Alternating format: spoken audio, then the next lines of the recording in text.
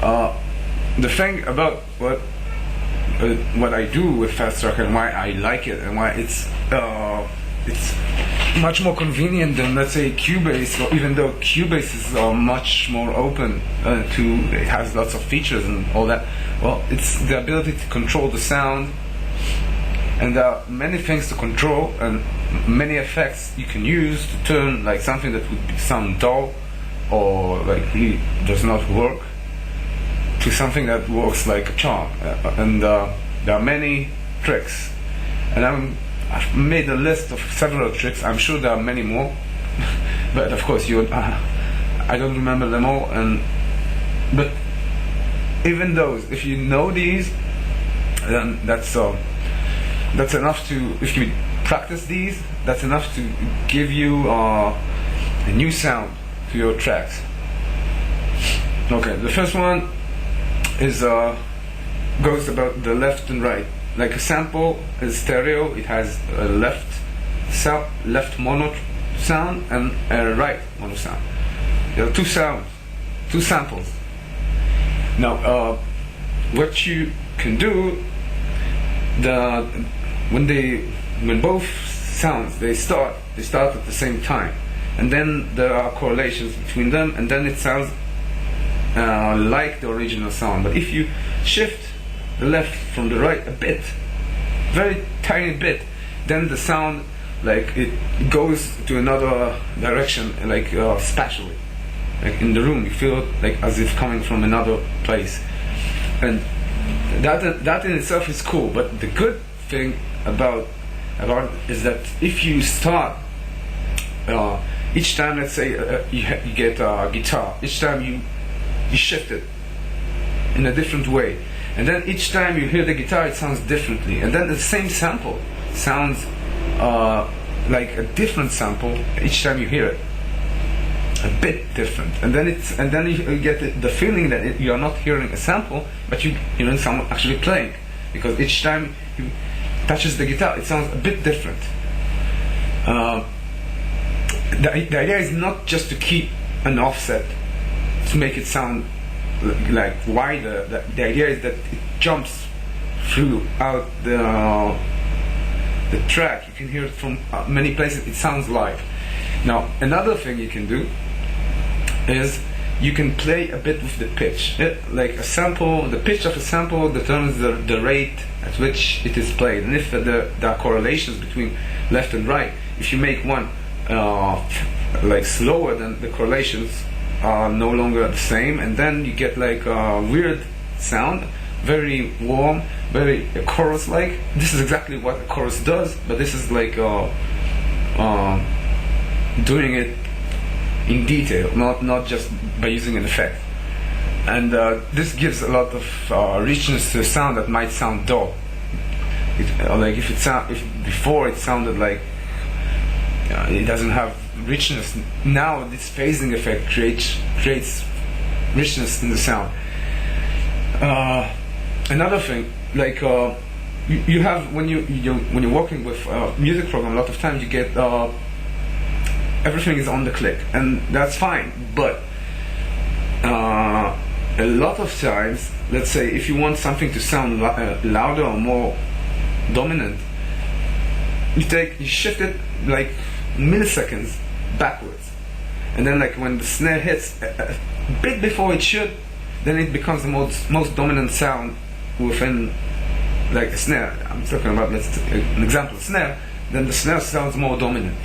Why? Because that's how the ear works. Another thing, if you want something to sound really rich, really like when you hear it, you can hear it like some kind of. Never mind why. Try it and you'll hear what I'm saying. If you have, let's say, a riff you're playing like with synthesizer, use a different synthesizer, synth, this instrument or whatever. Use one preset on the right channel and different preset on the left channel. Just try it. It works, and that's the same works for guitars, the same works for vocals. Not using the same sound on left and right can do miracles. And if you're doing that, you can also do another thing, and that's completely remove, let's say, a synth from the left channel. And then, if you have like something that you hear, too many sounds combining together and you can't hear what rows you are using, then you can remove it from one side and leave other parts on that side, just that side, and then you clear up the whole arrangement. It works, but it reduces the tension of it. An interesting thing is to do it on drums, to have drums only on one channel, or guitars on one channel, or vocals just on one channel, just on the left, just on the right. Try it. Okay, one thing, if you're doing all this, then it's cool, but the second you use reverb, then it's gone. Reverb destroys these effects. Not really, but reverb, everyone says use reverb, if you use reverb, you're gonna pay. You're gonna pay in sound. Remember that.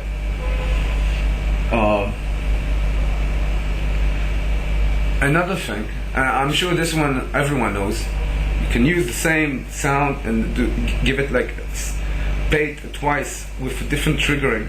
Then you get like a bit different sound. This works well on vocals. Like one take of the vocal starts several milliseconds after another one.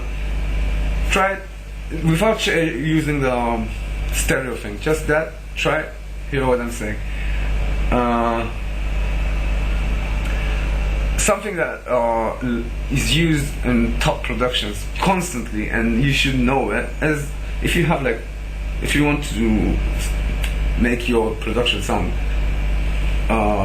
more impressive, you kill all the channels but one which you want people to hear. For like the timing when to do it, that's your own thing to solve. But let's say all the synthesizers that play and the drums, and then you say just one, you leave just the vocals, and let's say with a synth, you just cut it, and then bring it again.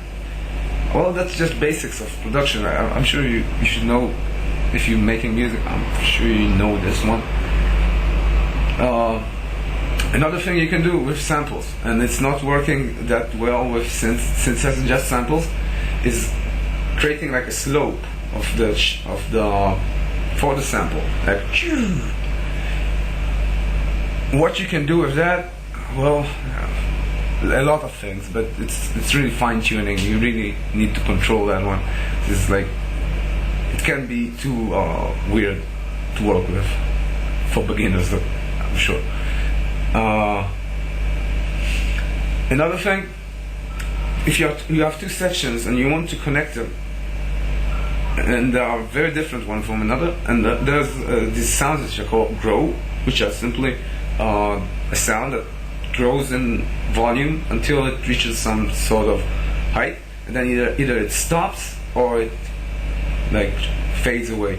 And this, if you put that over between two sections which do not mix so well, then it just like wraps it with this grow sound. Yeah. Another thing, if you are hearing that you get too much noise, or use bit crusher. What is bit crusher? It reduces the sample. I don't know how you say it. Sample bits. Bit crusher. Check it out. I'm sure you understand what bit crushers are. And then, last advice: if nothing works, then you're doing something wrong. Try something getting wild, like completely wild. Try anything, because maybe what you will end up with is that you trash everything you did, and you're left with just one wild idea that you came up with. Lesson 6.